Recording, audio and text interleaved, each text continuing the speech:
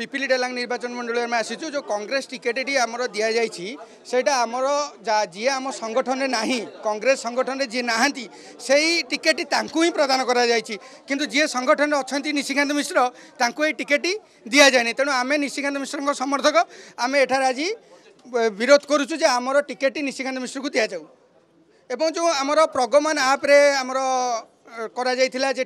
voting जे प्रगमन आप्रे jar अधिक voting हम से ही टिकेट ग्रहणीय हेबे किंतु देखंतु प्रगमन ने पुरी जिले में हाएस्ट